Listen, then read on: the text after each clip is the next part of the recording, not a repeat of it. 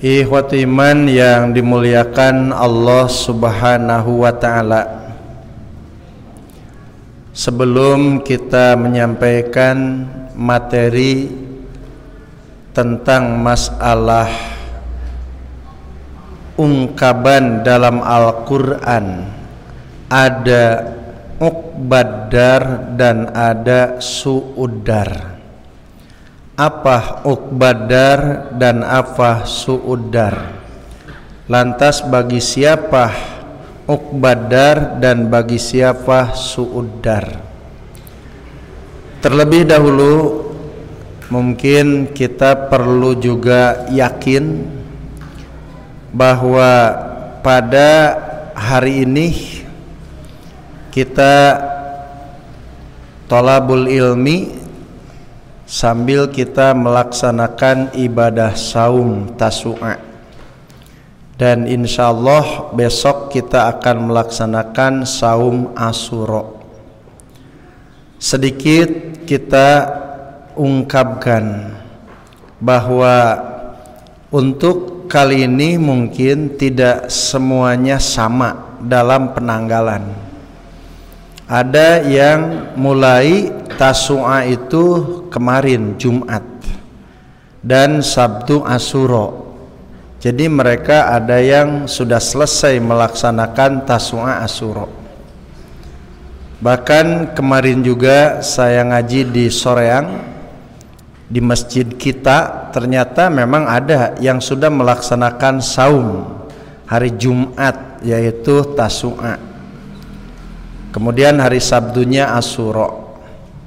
Nah, ketika kita melihat perbedaan itu, tentunya ini mungkin diakibatkan bedanya kriteria.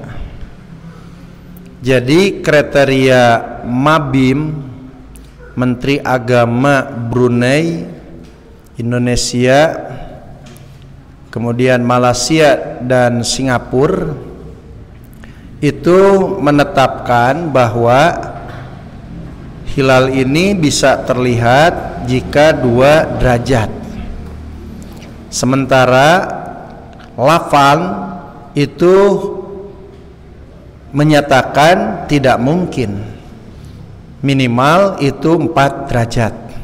Sehingga inilah antara Mabim dan Lafan ini tidak sama dalam kriteria. Sehingga pas begitu hari Rabu, kata Mabim ini sudah kelihatan hilal, sehingga hari Kamis tanggal 1 Muharram. Sementara Lafan itu mustahil hilal bisa terlihat, dan dengan kemustahilan hilal tidak terlihat, maka ditetapkan bulan Dzulhijjahnya 30 hari. Nah, lantaran Dzulhijjahnya 30 hari, berarti tanggal 1 Muharram hari Jumat. Nah, di dalam diskusi antara Mabim dan Lafan, jadi memang yang bisa membuktikan dengan itu dengan visual, itu kriteria dengan Lapan. Jadi tidak mungkin kata Lapan bisa dibuktikan dengan visual kalau kriteria Mabim itu. Nah, jadi inilah yang menjadi perbedaan, dan saya kira itu akan terus kalau memang istilahnya antara Mabim dan Lapan kriterianya berbeda. Nah, sehingga ada tidak Mabim, tidak Lafan, itu ada satu lagi kriterianya wujudul hilal. Nah, seperti Muhammadiyah itu wujudul hilal. Jadi mungkin nanti akan ada 3 kriteria. Ada yang wujudul hilal, ada juga yang memang 2 derajat, dan ada yang 4 derajat. Nah, terlepas dari itu, maka kesemuanya ini ada yang bertanggung jawab. Jadi terlepas dari itu, semuanya ada yang bertanggung jawab bahwa Persatuan Islam itu menggunakan kriteria Lafan, sehingga 4 derajat, dan menetapkan untuk tanggal 1 Muharram itu hari Jumat, dan bulan Dzulhijjah digenapkan 30 hari. Nah, makanya untuk tanggal 9 Muharram itu hari Sabtu, dan tanggal 10-nya adalah hari Ahad. Insya Allah ini ada yang menanggung jawab tentang kriteria ini. Nah, itu Bu, Pak, tentang persoalan kita kenapa kalender umum dengan almanak kita itu ada sedikit perbedaan. Dari mana berbeda itu? Tentunya dari persoalan kriteria. Nah, mudah-mudahan nanti kedepannya bisa sinkron gitu kan, mana kira-kira yang bisa dijadikan hujah, yang dijadikan pegangan yang lebih kuat, apakah mabim atau lafan atau mungkin wujudul hilal. Nah, itu seandainya ada yang bertanya tentang persoalan perbedaan penanggalan di bulan Hijriah. Ikhwati iman yang dimuliakan Allah Subhanahu wa taala,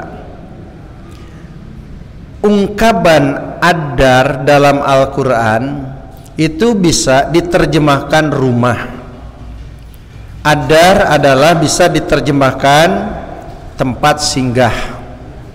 Adar juga bisa diartikan tempat kembali.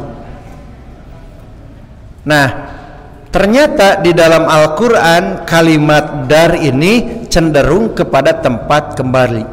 Seperti ada kalimat darul akhirah, ada istilah darul akhirah, artinya ini tempat kembali akhirat, rumah akhirat. Nah, kemudian ada kata sebelumnya Uqba, ada kata sebelumnya Su. Artinya ini menunjukkan bahwa manusia semuanya akan kembali kepada Adar. Tapi ada yang Su'u, ada yang Uqba. Apa yang dimaksud dengan Uqbadar? Artinya tempat kembali manusia yang baik, tempat kembali manusia yang memberikan kesenangan akibat kebaikan. Tapi kalimat Su artinya tempat kembali manusia, yaitu tempat yang jelek, dan tidak ada manusia yang keluar dari itu. Jadi ketika manusia kembali nanti, yang pokok ada yang kembali kepada Uqbadar, ada yang kembali kepada Su'udar. Nah, ternyata tempat kembali itu Allah Subhanahu wa taala menerangkan ini bagi siapa. Jadi tinggal kita yang milih, apakah akan kembali itu kepada Uqbadar atau kembali itu akan kepada Sudar. Ini sudah Allah terangkan dalam Al-Quran, tinggal kita memilih. Nah, ternyata ini dijelaskan bagi siapa Uqbadar ini. Ternyata ada 8 yang harus dipenuhi untuk kembali kepada Uqbadar. Satu adalah alladzina yufuna bi ahdillah wa la yanqudunal misak. Orang-orang yang senantiasa menyempurnakan ahdullah dan mereka tidak keluar dari ikatan ahdullah itu. Apa yang dimaksud ahdullah? Maka lebih cenderung ahdullah itu adalah ahdus syar'i. Ahdus syar'i artinya syariat. Ketika orang hidup ini menyempurnakan dengan syariat, tidak keluar dari tuntutan syariat, itu yang dimaksud yang pertama. Karena rata-rata orang ini justru terhadap syariat ini itu dipilihan. Jadi kadang-kadang kepada syariat itu dipilihan. Makanya di dalam Al-Quran dalam surat An-Nur itu sampai dijelaskan ketika orang diajak terhadap Allah dan Rasul, saya artikan adalah diajak terhadap syariat, maka ternyata ada orang yang idza fariqum minhum muridun, ada orang yang memisahkan diri dan berpaling. Tapi ternyata ketika wa in yaku, jika ajakan terhadap syariat itu mereka bisa menguntungkan atau sesuai dengan kehendaknya, bahkan mereka yatuna, mereka melaksanakan syariat itu. Jadi ternyata ada sebagian orang muslim yang terhadap syariat itu hanya dipilih mana yang sesuai dengan kehendak hati maka dilaksanakan. Ketika tidak sesuai dengan kehendak hati maka mereka meninggalkan. Itu tidak benar. Nah, orang-orang yang ini adalah tidak seperti itu. Yufuna bi ahdillah, artinya menyempurnakan ahdullah, menyempurnakan yang dimaksud ahdus syar'i. Jadi apapun yang sudah ditetapkan oleh Allah maka itu dilakukan. Ini yang pertama. Yang kedua adalah alladzina yasiluna ma amarallah an yusolabih, orang-orang yang senantiasa menghubungkan apa yang Allah perintahkan untuk dihubungkan, apa yang Allah memerintah untuk disambungkan.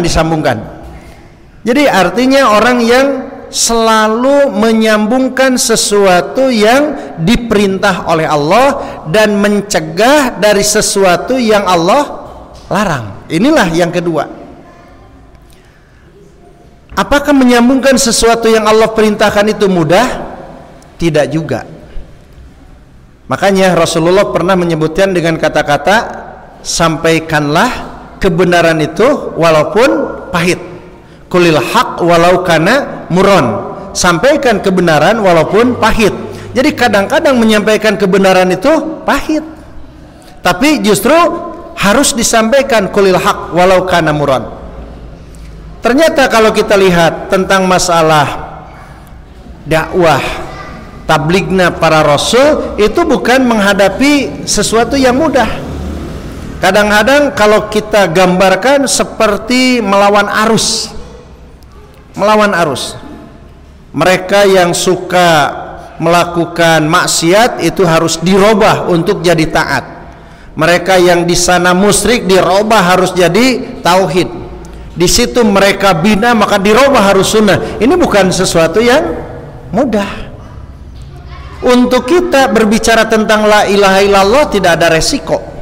Tapi untuk Rasul menerangkan tentang la ilaha illallah itu dengan resiko tinggi.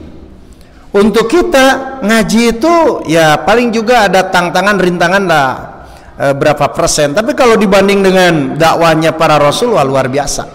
Makanya disinilah bahwa untuk mencapai sebuah tempat yang Allah janjikan yaitu surga, tempat yang Allah janjikan tempat yang sangat baik, itu yang kedua yaitu orang yang senantiasa menyampaikan sesuatu yang Allah perintahkan.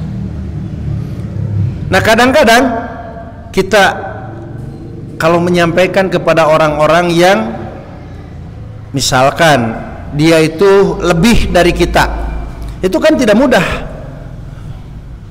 Kalau misalkan seorang seorang pegawai untuk menyampaikan sesuatu yang benar terhadap majikannya, itu bukan sesuatu yang mudah. Kalau Nabi Musa pernah dituntut oleh Allah untuk dakwah kepada Fir'aun sampai dia berdoa, Rabbis rohli wa yasirli amri wahlul uqdatam min lisani yafqahu qawli. Artinya ini tidak mudah menyampaikan hak. Sehingga kata Nabi Musa, ya Allah, saya minta bantuan biar dengan adik saya, sehingga Allah mengutus memberikan bantuan kepada Nabi Musa yaitu Nabi Harun. Inilah diantaranya. Makanya untuk alladzina yasiluna amarallah an yusolabihi, ini bukan sesuatu yang mudah. Bisalah Bapak Ibu rasakan kalau kita mau dakwah jangan kepada yang lain, ke keluarga saja. Ini kan tidak mudah.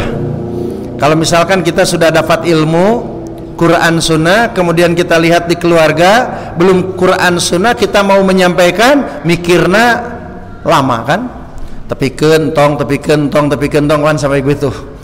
Nah, sampai kadang-kadang bisa saja dalam prakteknya bukan dakwah, malahan jadi mengikuti arus, bisa mengikuti arus. Makanya ketika kita melihat ada tokoh-tokoh Islam belajar di Timur Tengah, bahkan istilahnya jurusan, ada yang tafsir Quran, ada yang tafsir hadis, yang kemudian masuk dalam sebuah parlemen, apakah dia bisa merubah atau dia dirubah? Ternyata rata-rata orang-orang yang berkompeten dalam bidang agama, bahkan istilahnya saya lihat belajar sampai strata 2, bahkan ada strata 3, bahkan istilahnya dari Timur Tengah, ternyata masuk dalam ruang lingkup itu bukan bisa merubah, malahan dia ikut-ikutan. Ini berarti berat. Ini menggambarkan sesuatu yang berat. Makanya kalau misalkan kita istilahnya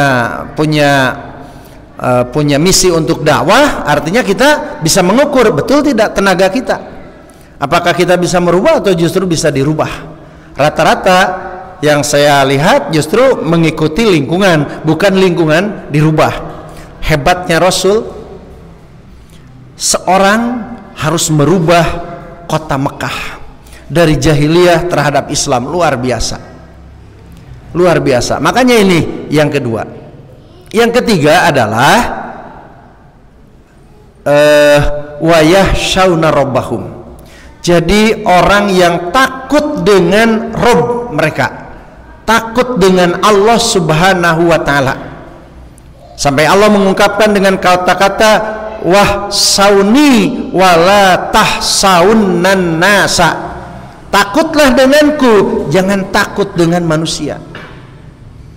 Sekarang realita, apakah manusia sekarang ini takut dengan aturan Allah, takut dengan aturan manusia? Ya, sampai istilahnya kemarin rame-rame kan, sampai istilahnya banyak orang yang sholat berjamaah sampai jaga jarak kan, sampai jaga jarak gitu kan. Padahal di zaman Rasul orang yang berjamaah itu ada yang sakit, dan saya tidak menemukan gitu untuk jaga jarak. Padahal pada waktu itu di zaman Rasul ada orang yang sholat berjamaah itu ada yang sakit. Sekarang itu bukan dengan jaga jarak dengan orang sakit, tapi jaga jarak lantaran indikasi bisi. Jadi jaga jarak teh nama ku bisi. Yang kemudian banyak orang yang justru meninggalkan syariat. Takutnya dengan siapa? Takut dengan sirine, lantaran ya lalu lalang Satpol PP atau mungkin dengan kepolisian kan, padahal mana aturannya kan. Kepolisian bisa istilahnya membubarkan ibadah, dari mana aturannya? Paling juga istilahnya memantau, menjaga gitu kan, paling juga seperti itu. Tapi kadang orang istilahnya sekarang banyak ketakutan dengan manusia daripada ketakutan dengan Allah. Makanya kita harus memiliki ilmu. Jadi menyikapi satu persoalan, bagaimana supaya kita tidak menyalahi syariat. Menghadapi satu kejadian ini bagaimana supaya kita tidak melanggar syariat gitu kan. Jadi wahsauni, takutlah denganku, wala tahsaunan nasa, janganlah kalian takut dengan manusia. Jadi artinya harus lebih takut dengan ancaman Allah ketimbang ancaman manusia. Harus lebih takut dengan siksa Allah ketimbang sanksi daripada manusia, harusnya begitu. Tapi kadang-kadang justru orang mengabaikan tentang masalah sanksi-sanksi atau ancaman-ancaman dari Allah Subhanahu wa taala. Siapa yang takut dengan Allah? Maka diterangkan di dalam Al-Qur'an, orang yang takut dengan Allah itu adalah al-ulama. Ulama itu jamak dari alim. Artinya orang yang betul-betul mengerti terhadap Allah, orang-orang yang betul mengerti terhadap syariat, itu baru. Makanya mulai dikategorikan yang disebut ulama itu dengan performannya, ulama itu dengan istilahnya pakaiannya, ulama itu dengan istilahnya jenjang pendidikannya. Ulama itu adalah alimun billah wa alimun bi amrillah. Yang namanya ulama itu adalah orang yang betul-betul paham, mengerti terhadap Allah, dan orang-orang yang betul-betul mengerti terhadap Quran Sunnah. Itulah yang disebut ulama. Nah, jadi orang yang takut dengan Allah. Nah, nanti orang takut dengan Allah itu akan muncul dalam kehidupannya adalah kehati-hatian, ketakwaan. Kan orang kalau berakidah takut, menyalahi, kalau beribadah takut salah, kalau kehidupan sehari-hari takut berbuat dosa. Kemudian jadi apapun akan selalu hati-hati. Inilah hikmah dari wahsyau robbahum. Nah, ini yang ketiga. Maka dalam kehidupan ini harus ada rasa takut dengan Allah. Jadi hari takut dengan Allah itu bukan dengan zatnya, tapi takut dengan iqobnya, dengan sanksi-sanksinya. Saya sering memberikan contoh, kita kan tidak takut dengan seseorang, tapi ketika dia ada sebuah aturan yang kemudian dilanggar aturannya akan menurunkan sanksi, maka takut itu seperti itu. Kemudian yang keempat adalah ya khofuna su'al hisab. Apa ya khofuna su'al hisab? Orang-orang yang takut dengan hisaban yang jelek. Jadi selalu terfikir dalam kehidupan ini, takut saya dihisab, sehingga tidak bisa mempertanggungjawabkan. Saya takut dihisab sehingga ternyata saya tidak bisa menjalankan. Ini ada rasa kekhawatiran. Makanya ada istilah hasibu anfusakum qabla an tuhasabu, kan? Coba menghisab diri sebelum nanti dihisab. Artinya menghitung-hitung supaya kita tidak terlalu berat nanti menerima pertanyaan-pertanyaan dari Allah. Apa yang dihisab? Kalau kita globalkan, yang dihisab itu kan pertama dari urusan usia. Ketika Allah memberikan usia, maka itu akan dipinta pertanggungjawaban. Ini usia ini habisnya dengan apa? Dari umur, kan? Dari umur itu akan dipinta pertanggungjawaban. Nanti dari mulai dewasa sampai meninggal, ini umur ini isinya apa? Lantaran ayah jalma anu ngesian waktu teh justru bukan dengan amanu dan amilus solihah, tapi ada juga orang yang justru mengisi waktu dengan amanu wa amilus solihah. Maka ini akan jadi pertanyaan, kira-kira umur kita itu isinya apa? Itu yang jadi pertanyaan. Yang kedua adalah yang akan ditanya tentang badan kita. Dipakai apa badan ini sampai rusak? Kadang-kadang orang rusak dari mulai dewasa sampai meninggal, rusak badan itu hanya sekedar untuk dunia dan dunia, tidak ada nilai untuk akhirat. Kemudian yang ketiga adalah yang akan ditanya itu tentang persoalan ilmu. Artinya bagaimana ilmu yang dimiliki itu manfaat atau tidak? Apakah dengan ilmu itu memberi kontribusi kebaikan, atau justru dengan ilmu itu orang semakin pintar untuk berbuat jahat? Kan ada. Maka ilmu yang bermanfaat itu adalah orang yang memiliki ilmu dan dengan ilmu itu selalu memberikan pahala untuk dirinya. Inilah ilmu yang bermanfaat. Makanya di dalam riwayat Al-Bukhari bahwa tidak perlu kita menginginkan kepada orang yang banyak ilmu, tapi kita harus menginginkan kepada orang yang memiliki ilmu, dia bisa mengamalkan dan mengajarkan. Jadi ketika ilmu itu diamalkan, ilmu itu memberikan kontribusi pahala, maka itulah bermanfaat. Jadi walaupun misalkan belajarnya sampai setinggi langit istilahnya, tapi ternyata ilmu yang dimilikinya tidak memberikan kebaikan kepada diri, malah justru semakin pintar di dalam berbuat kejahatan. Ini artinya tidak bermanfaat dan ini lebih berat hisabannya. Makanya yang ketiga tentang persoalan ilmu. Makanya kalau kita lihat tentang metode para sahabat, mereka belajar, amalkan, belajar, amalkan, belajar, amalkan, dan terus begitu. Itu kadang-kadang istilahnya betul-betul bahwa ini sebuah tuntunan, ini sebuah istilahnya cerminan, sehingga dia belajar kemudian mengamalkan. Nah kemudian yang keempat adalah khawatir tentang masalah materi, harta. Kenapa? Karena harta yang akan ditanya adalah dua, min aina iktasabahu wa fima anfaqtahu. Artinya dari mana hasilnya dan kemana keluarnya, kan dua kalau harta. Ilmu satu, diamalkan tidak. Badan dipakai apa sampai rusak? umur isinya apa, tapi persoalan harta dari mana kamu mendapatkannya dan kemana kamu keluarnya. Nah, ini dua pertanyaan. Maka selalu untuk orang-orang yang mendapatkan surga adalah orang yang senantiasa takut atas hisaban. Saya takut dengan hisaban, sehingga ketika dia hidup di dunia ini, maka akan hati-hati, berusaha dengan benar, kemudian mengeluarkan dengan pintu yang benar. Jadi moal kafikir kieu ku jalma nu kitu mah, kan bae duit kuring kumaha kuring kaluarna oge. Tidak berpikir seperti itu. Atau misalkan berpikir nu penting malah duit kan bae carana mah naon sangsara geripuh, kan tidak begitu. Kan aya jalma sampai berpikir istilahnya tidak mengenal halal dan haram. Yang penting adalah keuntungan, yang penting istilahnya dapat. Makanya pantas kalau di dalam Kitabul Buyu, dalam kitab jual beli, Rasulullah Shallallahu Alaihi Wasallam ini memberikan arahan. Apa arahannya? Kenapa tidak boleh jual beli zatnya yang haram? Jadi kalau memang zatnya yang haram tidak boleh diperjualbelikan.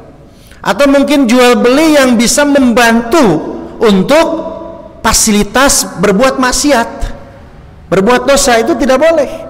Atau mungkin istilahnya sistemnya ada sistem yang mencelakakan, merugikan yang lain, itu kan diatur. Nah, jadi orang-orang yang ini adalah yang selalu ya khofuna su'al hisab, dia takut dengan hisaban yang jelek, sehingga usia diisi dengan amanu wa amilus solihah, badan digerakkan di dalam kebaikan, kemudian ilmu diamalkan, kemudian harta juga datangnya diapikan, kemudian keluarnya pun itu dalam pintu-pintu yang yakin ini membuahkan sebuah pahala. Nah, kemudian yang selanjutnya adalah walladzina sabaru ibtigha'a wajhi rabbihim, orang-orang yang sabar dengan penuh mengharapkan pahala dari Allah. Jadi sabar teh ternyata ada sabar yang motivasinya terpaksa, ada yang memang sabar betul-betul dia mengharapkan pahala Allah. Seperti apa? Di dalam surat Al-Ahqaf yang terakhir ada ungkapan wasbir kama sabaru ulul azmi, sabarlah kalian seperti sabarnya ulul azmi. Siapa ulul azmi? Seperti sabarnya Nabi Nuh, seperti sabarnya Nabi Ibrahim, seperti sabarnya Nabi Musa, seperti sabarnya Nabi Isa, seperti sabarnya Nabi Muhammad. Dia diuji dengan berbagai ujian yang sangat berat, sampai Rasulullah mengatakan asyaddul bala al-anbiya, seberat-berat ujian adalah para nabi. Jadi kalau diukur dengan umatnya tidak akan nyampe. Nabi itu ujiannya luar biasa. Tidak hanya sekedar istilahnya tekanan masalah materi, tekanan masalah jiwa, tekanan masalah yang lain. Jadi memang wasbir kama sabaru ulul azmi itu luar biasa ujiannya. Kadang-kadang kalau sekarang diuji mungkin dengan ekonomi, dengan pandemi, kan sekarang banyak orang diuji dengan pandemi, itu ekonomi jadi menurun. Kemudian istilahnya kadang diuji dengan apa? Paling dengan penyakit. Sampai ada orang yang diuji dengan penyakit. Kemudian istilahnya ada yang diuji dengan ditinggal keluarga. Ada yang diuji dengan persoalan keluarga. Ada yang diuji dengan persoalan tetangga, kan itu. Paling ujian seperti itu. Untuk para nabi, wah jauh. Jadi asyaddul bala al anbiya, yang paling berat ujian adalah para nabi, tapi mereka bisa sabar. Kadang-kadang umatnya itu ketika ada ujian, kemudian ada nasihat isbiru, sabar, kadang-kadang dia tidak peduli. Bahkan di zaman Rasul pernah ada seorang istri yang menangis di pinggir kuburan suaminya. Kemudian Nabi datang, kata Nabi, sedang apa bu? Kemudian si ibu itu dia menjawab, itu saya menangis lantaran ditinggal suami. Dan inilah kuburannya. Kemudian kata Nabi, isbiru, sabarlah. Kemudian si ibu itu bagaimana? bilangnya kepada Rasulullah, enak saja kau bilang sabar, aku yang merasakan masalah ini, engkau tidak merasakan seperti yang aku rasakan. Nabi pergi. Kemudian ada yang lain datang kepada si ibu itu, Bu, apa yang dibilang barusan oleh Rasulullah? Baru si ibu itu terperanjat, saya tidak tahu bahwa yang barusan itu Rasulullah. Maka dia pergi kepada Rasulullah, yang kemudian dia minta maaf dan dia menerangkan persoalannya. Kemudian Nabi mengatakan, innamas sabru inda sadmatil ula, sesungguhnya sabar itu ketika terjadi. Jadi ulah sabar teh kayak geus capek kaditu kadia, rek sabare lah lain gitu. Jadi pas begitu terjadi langsung menahan diri. Itulah yang kemudian ternyata untuk umat Islam itu ujian itu bukan sesuatu yang jelek. Ujian itu bukan sesuatu yang jelek. Bahkan pernah Dewan Islam memberikan satu panduan tentang masalah pandemi ini. Apa diantaranya? Tadkirohnya, ketika ada orang Islam yang terkenai dengan virus ini, kemudian dia sakit, maka sebuah kifarat, sebuah rahmat, sebuah kebaikan, bisa menghapus dosa, bisa memberikan kebaikan. Apabila orang Islam itu meninggal, maka dia bisa seperti syahid. Itu. Jadi kalau meninggal syahid, kalau misalkan kena dan menjadi penyakit, itu sebuah rahmat. Jadi tidak ada sesuatu yang jelek. Tapi siuna luar biasanya. Itu kan padahal rahmatan dan syahid, gitu kan? Bahkan di dalam hadis-hadis yang lain, tidak ada penyakit yang menimpa kepada seorang muslim kecuali itu adalah sebuah kebaikan, sebagai penghapus dosa dan sebagai bertambahnya nilai-nilai kebaikan itu kan. Makanya disinilah ketika mau mendapatkan tempat kembali yang luar biasa adalah orang-orang yang alladzina sabaru ibtigo awajhi rabbihim. Makanya di dalam surat Al-Mujammil dikatakan wasbir sabron jamilan, bersabarlah dengan sabar yang sebaik-baiknya. Inilah. Kemudian yang selanjutnya adalah waqamus shalah, orang yang senantiasa mendirikan salat. Kemudian wa mimma razaqnahum yunfikun, dan dia selalu infak apa yang Allah rizkikan. Dan yang kedelapan adalah orang-orang yang yadrauna bil hasanati sayyi'ah, orang-orang yang senantiasa menahan kejelekan dengan kebaikan. Jadi ketika adanya sesuatu yang muncul untuk berbuat jelek, maka dia ditahan, bahkan diganti dengan perbuatan yang baik. Inilah kata Allah yang ini baru nanti di yaumul akhir, ulaika hum uqbadar, mereka adalah kembalinya uqbadar adalah surga. Jadi itu diantara langkah-langkah untuk menempuh sebuah tempat yang mulia, sebuah tempat yang tidak ada bandingannya di dunia. Kemudian sebaliknya, bagaimana untuk orang yang su'udar ini? Ternyata Allah menyebutkan dengan 3. Apa yang 3 itu? Pertama, Allah menyebutkan dengan kata-kata alladzina yang quduna ahdallah mim ba'di mitsaqih, orang-orang yang keluar dari ahdullah setelah diikat. Seperti siapa? Alladzina yanquduna ahdallah, dulu orang-orang Bani Israel, mereka sebelumnya meminta untuk adanya nabi.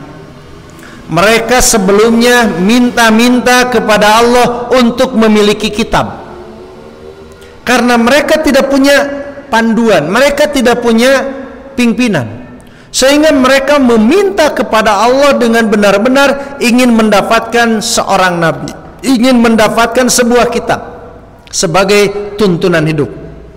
Maka Allah kabulkan kepada orang Bani Israel ini. Maka setelah Allah kabulkan, bagaimana? Ternyata mereka justru membuat aturan sendiri, mereka mengabaikan kitab yang Allah berikan kepada mereka. Itulah yanquduna ahdallah mim ba'di mitsaqih. Kan tidak mustahil umat Islam juga sudah ada Quran, sudah ada sunnah, tapi ternyata persoalan-persoalan yang berkaitan dengan akidah dan ibadah mereka tidak menggunakan Quran sunnah. Apa bedanya? Kalau orang Yahudi dulu Allah turunkan tentang Taurat, turunkan tentang masalah Injil, kalau orang Nasrani ternyata justru mereka meniadakan tentang kitab-kitab yang Allah turunkan dan mereka buat kitab sendiri. Nah sekarang umat Islam justru aneh, kadang-kadang menjadikan sebuah tuntunan ibadah atau masalah akidah mereka justru tidak menggunakan Quran Sunnah, bahkan lebih cenderung karena pari rimbon kan karena pari rimbon, bahkan istilahnya kepada kitab-kitab produk yang tidak ada dalil-dalilnya kan bisa seperti itu. Bahkan istilahnya lebih kuat adat ketimbang syariat, kuat kultur gitu kan. Nah ini orang yang yankuduna ahdallahi min ba'di misaki, sudah jelas Quran sempurna, sunnah sudah selesai, tapi kadang-kadang mereka keluar dari tuntunan ini bahaya.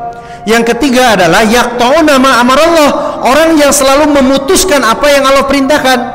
Jadi sekarang justru banyak persoalan yang seharusnya ini dilakukan malah ditinggalkan, ini seharusnya diperintahkan malah dilarang, ini harusnya dilarang ini malah diperintah. Ini terjadi sama dengan orang-orang Yahudi dulu. Mereka itu selalu berlawanan dengan Nabi, mereka selalu berbeda dengan Nabi, selalu mereka berbeda dengan kitab-kitabnya. Yang kemudian yang ketiga adalah orang-orang yang mereka itu yufsiduna fil ar. Apa yang dimaksud yufsiduna fil ar? Mereka itu adalah orang-orang yang berbuat kejahatan, kedzaliman, kemaksiatan di muka bumi. Jadi yang dimaksud merusak dunia ini bukan dalam arti mendebang pohon, mengambil batu, atau mengambil ikan di lautan, tapi yang dimaksud merusak di muka bumi adalah orang-orang melakukan kedzaliman, kemaksiatan, atau mungkin kedurhakan dan yang lainnya. Maka inilah Allah sebutkan ulaika humul la'nah, bagi mereka adalah laknat, walahum su'udar, dan bagi mereka tempat kembalinya adalah tempat yang sangat jelek, yaitu neraka. Maka inilah Allah Subhanahu wa taala mengingatkan tidak ada manusia kecuali nanti akan kembali ke tempat yang hakiki. Hanya ada yang kembali kepada Uqbadar, ada juga yang kembali kepada Su'udar. Siapa yang kepada Uqbadar? Maka yang tadi sudah saya sampaikan, dan termasuk juga yang akan masuk kepada Su'udar. Dan itu semuanya nanti ibu bapak bisa buka di dalam surat Ar-Ra'd dari ayat 20 sampai ayat 30. Itu bisa dibaca lengkap tentang persoalan yang saya sampaikan. Itu saja yang bisa sampaikan, dan insya Allah nanti setelah sholat isya season tanya jawab insya Allah. Sekian untuk pemaparan materi. Rabbana atina fid dunya hasanah wa fil akhirati hasanah wa qina adzabannar. Assalamualaikum warahmatullahi